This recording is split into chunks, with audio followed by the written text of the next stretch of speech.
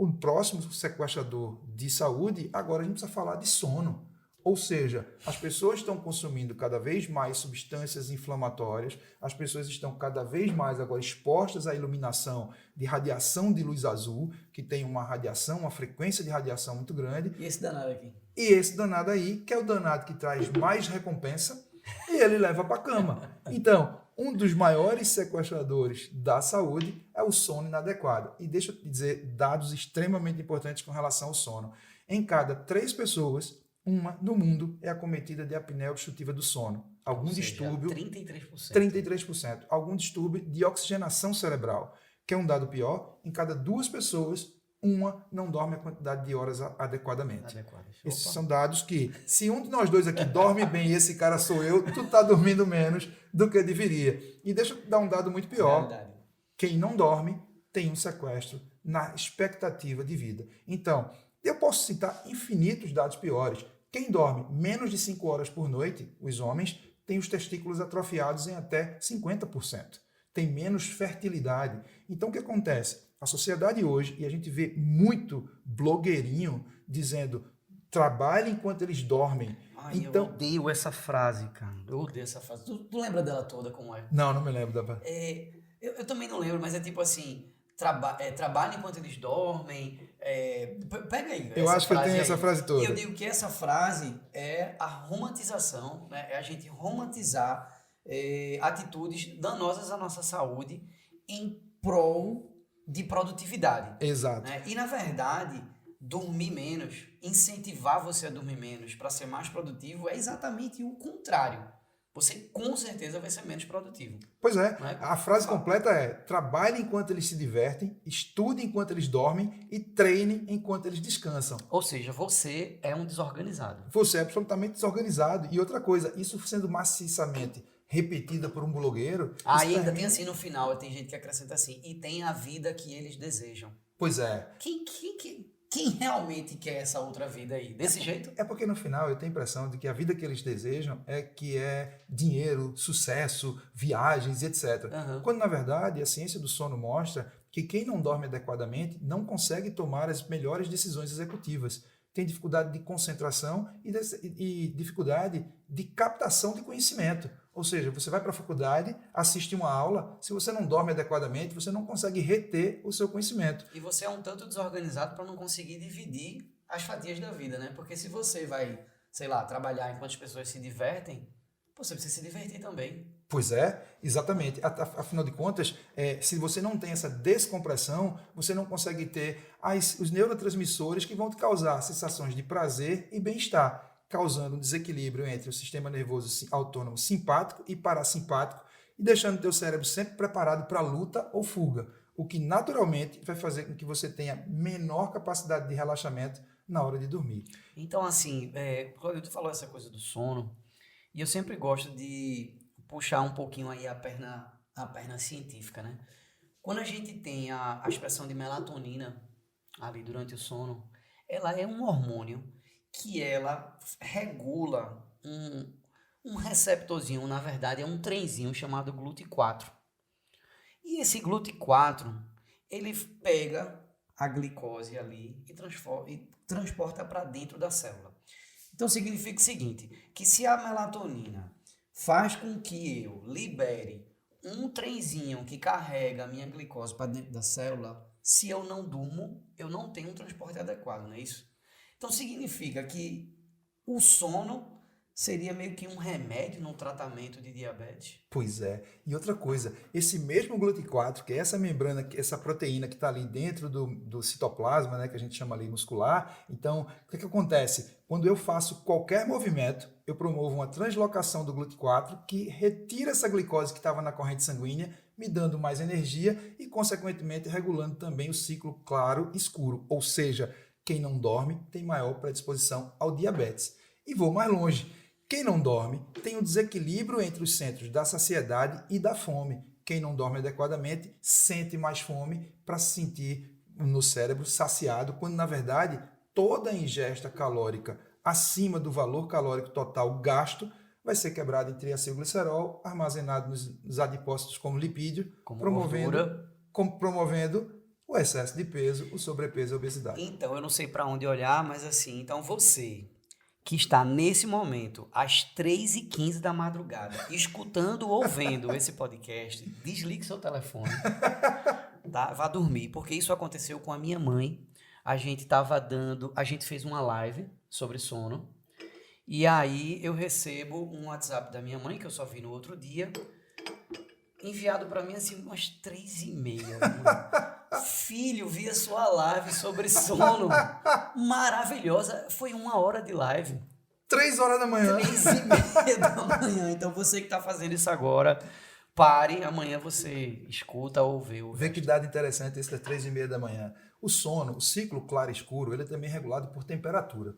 A gente tem a melatonina, hoje a gente achava que a melatonina era só um indutor do sono, e a gente sabe que a ausência da melatonina, ou excesso de melatonina na corrente sanguínea, ou a presença da melatonina, ela regula o ciclo claro e escuro. Então não é só indutor do sono.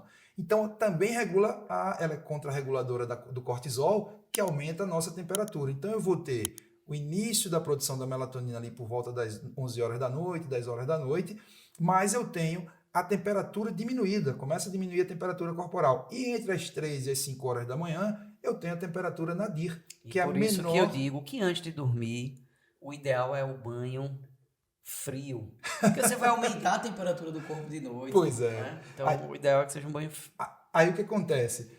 No meu caso é diferente. Se eu tomar banho, eu não consigo dormir direito. Eu preciso tomar banho mais lá atrás, tomar banho 2 horas antes, porque eu tomar exatamente em cima do sono, eu termino ficando esperto. Em relação ao sono também, Claudio, tem uns estudos bem interessantes, né? São estudos mais curtos, porque são estudos que envolvem privação de sono.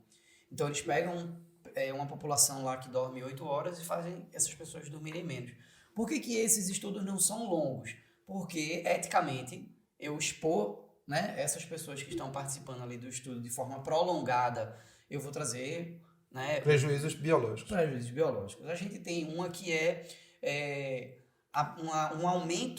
um aumento na quantidade de sono. Então, primeiro eles levaram o grupo à privação de sono e depois eles colocaram esse grupo a dormir 1h30 e essas pessoas reduziram 270 calorias no seu consumo lá no outro dia. Perfeito. Tá? Na verdade, na média dos dias.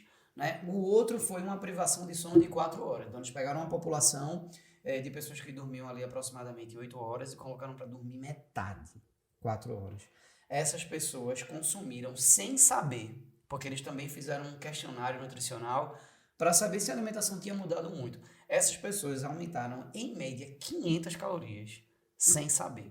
Porque é muito fácil aumentar 500 calorias. Agora sim, se você for comer melancia para você aumentar 500 calorias, é muita melancia, né? 1 quilo de melancia tem 300 e poucas calorias. Então imagine que naquele amendoim, aquele amendoinzinho que vem sacadinho ali, aquele saquinho de amendoim tem 1.000 calorias. Então assim... Aquele amendoim que a gente pega na praia, aquele saquinho, 1.000? Não, aquele industrializado. Industrializado. Ufa! Não, industrializado. Então assim, é muito fácil, né? Em industrializado, você consumir ali 500 calorias a mais na dieta. Essas pessoas nem sentiram que estavam consumindo isso. O que tu tem mais para falar do sono? Sabe o que eu vejo, uma coisa também, você que é assim, um grande especialista do sono, é que você sempre fala nas atitudes que podem contribuir para um sono melhor. Não, tem uma série de atitudes. E aí o que eu vejo é as pessoas pegando um atalho, sem mudar nada e tomando melatonina. Pois é. Na verdade, a gente fala sobre higiene do sono, era isso que eu queria dizer. Higiene do sono é um conjunto de comportamentos que vai fazer com que você tenha uma melhora na sua qualidade do sono. A primeira coisa de higiene de sono que eu costumo dizer para as pessoas é: arranque, extirpe a sua televisão do quarto. Quarto não é para ter TV. No meu quarto eu só faço 2 coisas na cama. Ou eu durmo ou eu namoro. Não existe mais qualquer outra coisa para ser feita ali. Hoje em dia as pessoas estão assistindo séries, maratonando séries, levando tablet, levando celular. Essas coisas são emissores de luz azul. E por mais que você use o night shift, que diminui e joga uma lâmpada amarela, eu sou luz dependente para regular o meu ciclo claro e escuro. Imagine que a gente só tem atraso do distúrbio de atraso de sono de 200 anos para cá, com o advento da energia elétrica. Então, todos os nossos ancestrais dormiam quando o sol se punha e acordavam quando o sol nascia. Sim. Então, por isso que eu estava falando da temperatura nadir, que é a menor temperatura do corpo, que é ali por volta das 3, 5 horas da manhã, onde eu tenho maiores episódios de sono profundo e sono REM. Então, o que tem acontecido hoje? Eu preciso evitar a cafeína até as 18 horas. Então, para os cafeínos sensíveis, até as 15 horas, porque o exercício físico promove como substrato a adenosina, que é um precursor indutor da melatonina, mas os sítios receptores dessa adenosina são os mesmos sítios receptores da cafeína. Eles concorrem, né? Que são concorrentes, que é o contrarregulador da melatonina. Então, na verdade, evitar café... que é o mesmo princípio de retardar a fadiga. Que é o mesmo... Perfeito, excelente colocação. Por que eu tomo café? Para evitar a fadiga. Mas eu posso evitar essa fadiga se eu fizer a caminhada. E se eu fizer essa caminhada ao sol, e se eu fizer essa caminhada ao sol e na natureza. A gente chama de grounding. A gente pensava que era da galera, bicho grilo, né? Bota o pé no chão, abraça uma árvore, toma sol. Quando isso, isso a galera já diz há 3 mil anos, né? E a ciência hoje prova e nos comprova por que o exercício físico é um bom indutor do sono. Então, um conjunto para a higiene do sono seria tirar a televisão do quarto, 1 hora antes de dormir, desligar os emissores de luzes azuis, procurar ler um livro, uma literatura simples, leve, de preferência alguma coisa que eu já sei qual é o final, que eu não fique procurando ansioso o desfecho. Eu posso comer alimentos que podem, por exemplo, você melhor do que eu nisso, secretar triptofano, que é um bom indutor da serotonina, que é um indutor da melatonina, mas tomar melatonina, como a Anvisa liberou, como suplemento alimentar, eu queria deixar um recado. A melatonina não é bala. Melatonina é hormônio. As pessoas estão tomando melatonina... Não é confeitinho, não. Não é confeito. Estão tomando melatonina para... e antes da Anvisa liberar no Brasil, mandavam comprar fora. Isso. Ou seja, tinha um jeito de burlar. Uhum. E aí, estão tomando melatonina quando o seu problema não era a indução do sono. Muitas vezes ele tem um distúrbio do sono e a gente não sabe, na arquitetura do sono, qual é... a necessidade basilar para aquele sono. A gente vai fazer um programa só sobre sono. Tem gente que quer bater a quantidade de água do dia de noite. De noite tem isso, né? Falta 1 litro. Falta 1 litro, falta 30 minutos para dormir e o cara acha que ele não vai excretar. Cara, foi muito bom esse primeiro episódio sobre sequestradores da saúde. Maravilha. Eu queria que você fizesse as suas considerações finais sobre comida, água, sono, exercício. Eu queria deixar um recado para quem está vendo, para quem chegou até aqui, que vocês podem mandar suas perguntas para a gente, podem escrever aqui embaixo nos comentários, porque a gente vai começar a responder, vai trazer os convidados para junto com a gente vai receber médicos, nutricionistas, fisioterapeutas e aí profissionais da área de saúde em geral. Tuas considerações finais. Maravilha. Se você tiver uma bicicleta em casa que você nunca mais pedalou, você já viu como é que ela fica? O pneu murcha, o pneu rasga, inclusive. É a mesma coisa de um carro. O carro começa a nascer planta, se o carro ficar lá parado. E a gente é exatamente a mesma coisa. Nós evoluímos através do movimento. Né? E não faz nenhum sentido ficar parado. Muito cuidado com aquilo que se diz natural. Tá? As pessoas diziam assim, tudo que é da natureza pode. Veneno de cobra também é natural. Tá? E não pode. Então, agora, recentemente, a gente teve esses chás emagrecedores, né? E teve falecimento quase que instantâneo. Né? Problemas renais e hepáticos instantâneos. Então, a ajuda profissional vai te ajudar demais sempre, mas comece a fazer o passo a passo. Cada passo conta, então cada atitude que você tomar em prol da sua saúde vai te beneficiar. E por falar em cada passo conta, esse episódio está aqui ao ar no YouTube, mas ele está completo lá no Spotify para você ouvir enquanto dirige, enquanto faz malhação. Bruno, foi um prazer enorme. Até o próximo. Até o próximo. Um grande abraço. Boa.